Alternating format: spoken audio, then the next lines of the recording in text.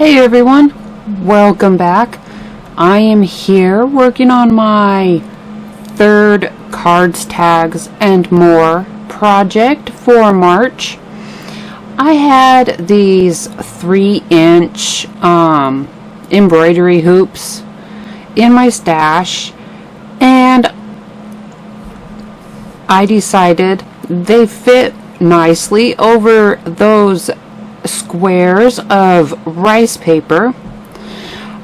This was the project that I had talked about in my first project of the month, the needle book, when I said I would be using the rice paper for a different project, which was also one of the reasons why I had put that interfacing on the back of it. So I have my rice paper squares here. I have some 3-inch hoops for my stash, and I was just kind of trying to work through how I wanted to put everything together. As you can see, I have a lot of different hoops and surfaces that are in my stash, but I did eventually work out using this sheet of the paper, and I cut out that wreath, and I end up rolling out some paper clay and using that as my support base.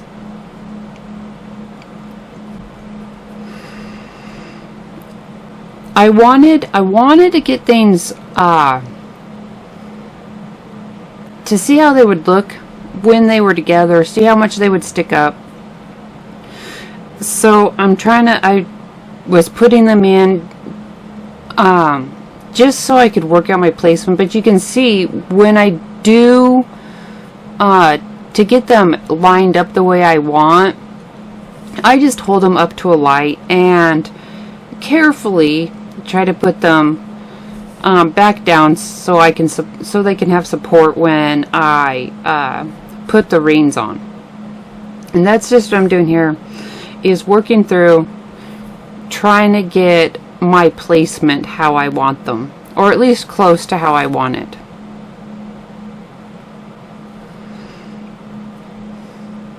I go through the chipboard that was in the kit.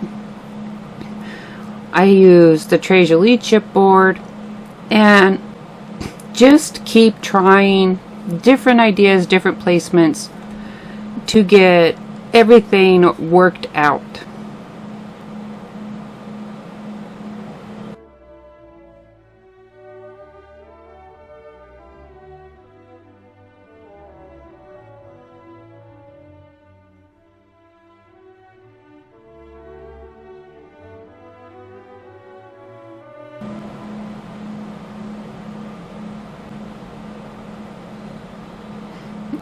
Alright, I had it laid out pretty much how I liked it, so I just took a picture of it so I could remember exactly, how I had things placed. And then I just start fussy cutting out my wreath.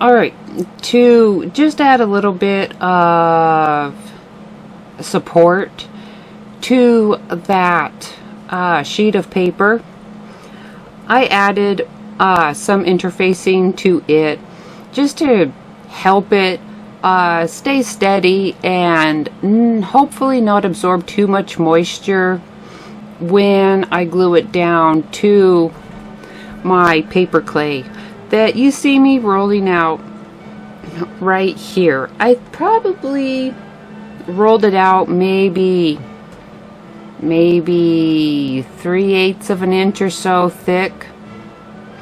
Tried to keep it as even as possible.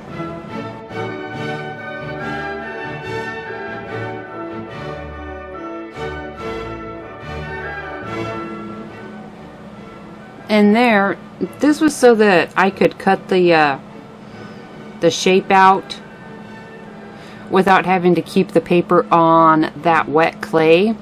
I just pushed it down in just to try to get an impression of the shape into the clay.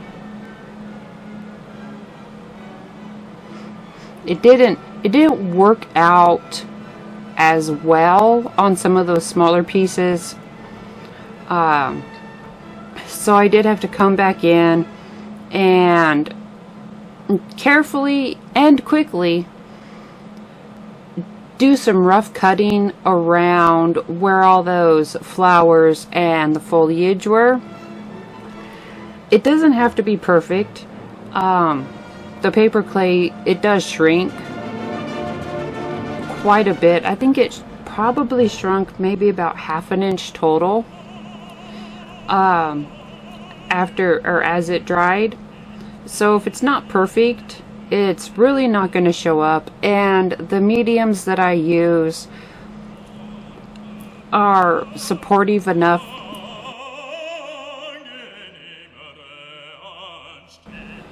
when I was drawing. I was trying to get this done quickly because it was humid when I was doing this project, and I didn't want to wait days and days for it to dry. So I put it in my oven on 200 degrees for 15-minute intervals, and I would pull it out and I would check it. Just, you don't want to stick it in, because if you're using paper clay, well, it has the paper in it, which could make it scorch easier than, say, a traditional baking clay. So after I had got this wire in, oh, and if you want, before you bake it, you can carve your initials when you made it. Such, things like that, little maker's mark there. And that's what I'm doing here, along the back. And I have just some picture wire that I pushed through into the clay so that it would bake into everything.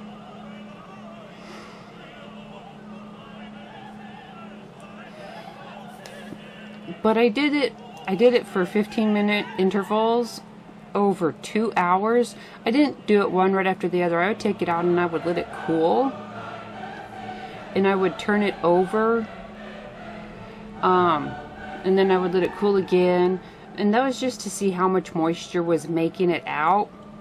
But even after 2 hours and I think 5 15-minute trips, it did not want to dry all the way. It was enough that I was able to finish putting the decor together, finish putting everything on, but I did end up just setting it up on a wire shelf so that it could get airflow around the back and just finish drying. Alright, so while I was cooking and waiting for my clay to dry, I started getting to work on my embellishments. So I grabbed up some white gesso from my stash and gave a coating to my hoops and the 2 pieces of Tres Jolie chipboard that I was planning on using.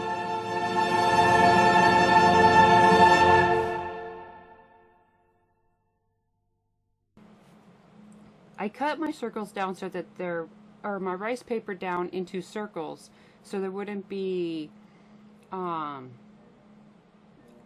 overhang sticking out the back. And then I just cut little V's along the edge just to make it fold around the circles easier. This is some Tim Holtz Crackle Paste. It came in a previous mixed media kit, but I already put my jar away, so I'm not sure. I'm pretty sure it was from a previous mixed media kit.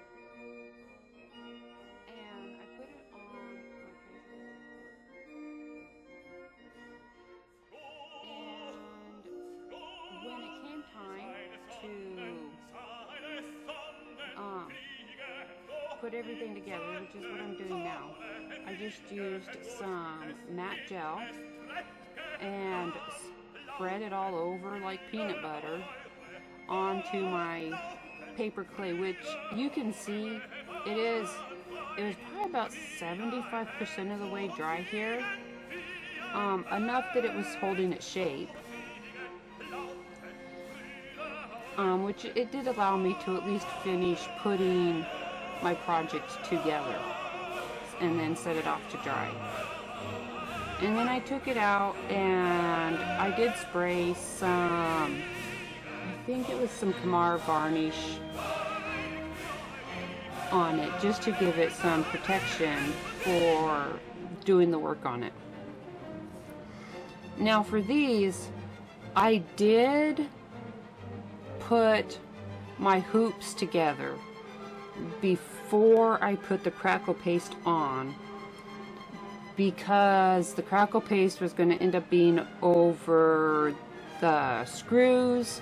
I didn't want the Crackle Paste coming off while I was fiddling with it, because as you can see, it took a little bit of me working with some glue to hold that rice paper down, to get it down in place, and then to add on the outer hoop and keep the rice paper from getting wrinkled.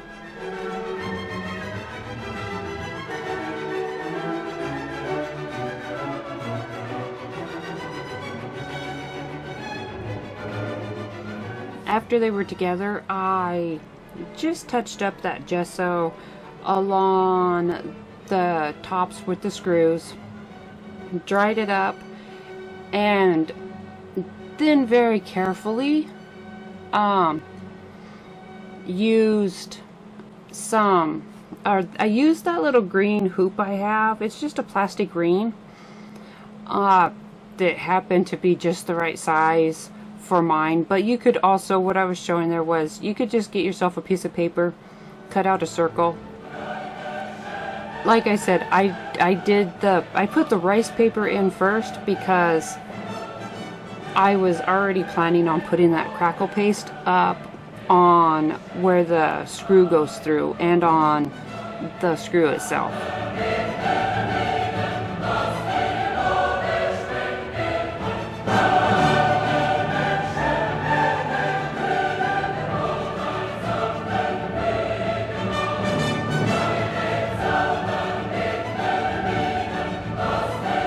Alright, with my Crackle Paste done, I am to the part where I start putting everything together. So I grabbed up my white gesso again. I think that, no, that wasn't my gesso. I grabbed up, that's the Crackle Paste. And I added it to the edges of my base. To be honest, it's actually probably been 2.5 weeks since I did this project. I actually had started it before I even had done my mood board project. Just because of that clay and what ended up being a longer dry time for that clay than I had originally thought.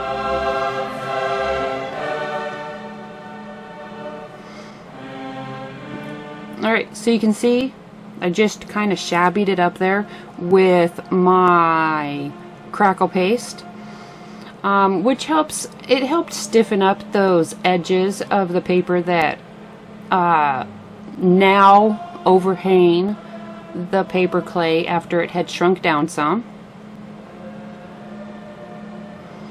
So now I'm just working through, and I'm going to try to get everything back together. I used that liquid acrylic fluid from the mixed media kit with the ink pad from the Cards, Tags, and More kit to try to get kind of like that pale pink onto some of my pieces. And I did that to the chipboard, and I did it to the embroidery hoops.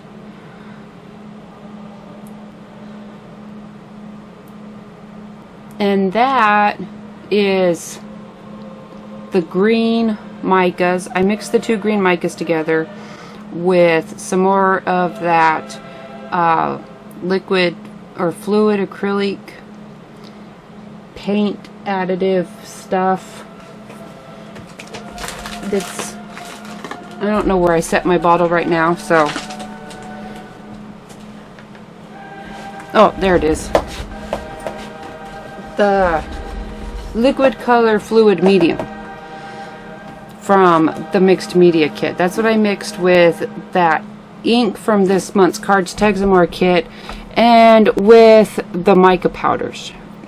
Both the micas and that liquid color fluid medium are from this month's mixed media kit.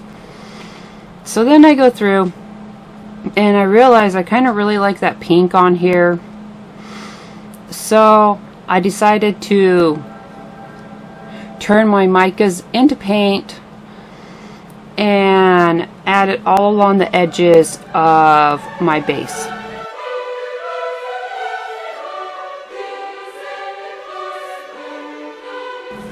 And to make sure that everything was going to stay how I wanted it, I used E6000 to put the smaller hoops down on that base piece.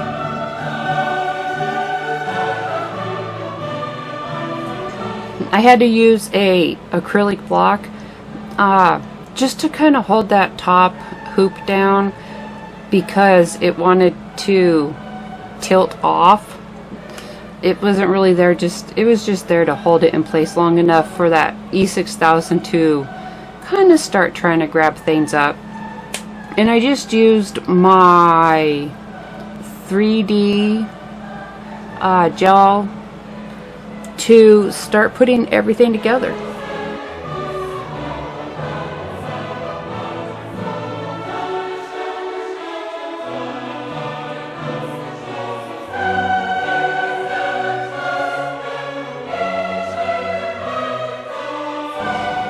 After I had all of the chipboard pieces in place that I wanted to use, I went through the pack of 49 and Market flowers from this month's kit. You'll have heard me talk about them last week when I made my spools. I had said that I had used all of the flowers from the Cards, Tags, and More kit on a different project. And this was that project.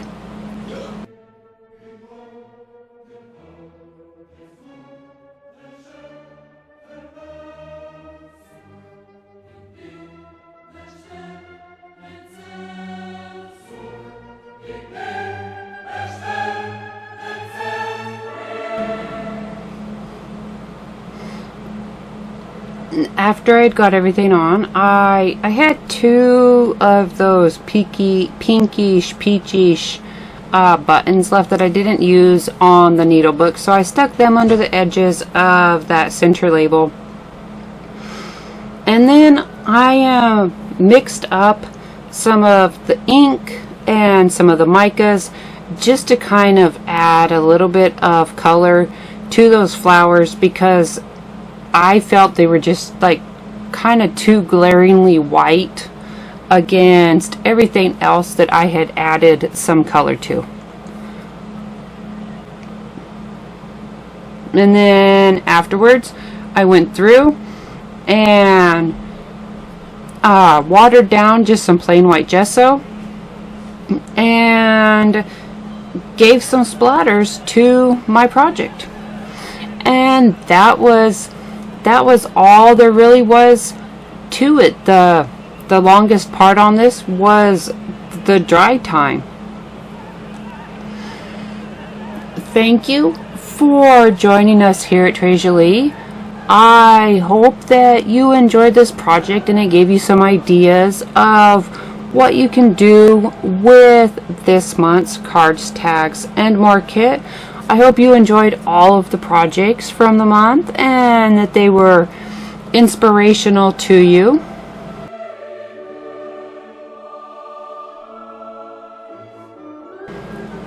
As you can see, I didn't want to hold it up too long here. It still wasn't dry yet and I didn't want that wire popping out, but I did make it, and it will be able to hang up now that it is completely dry.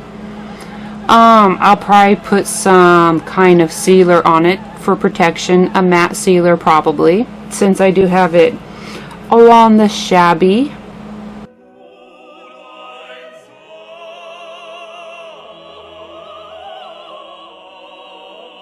Don't forget to give a thumbs up and turn on notifications and share this video.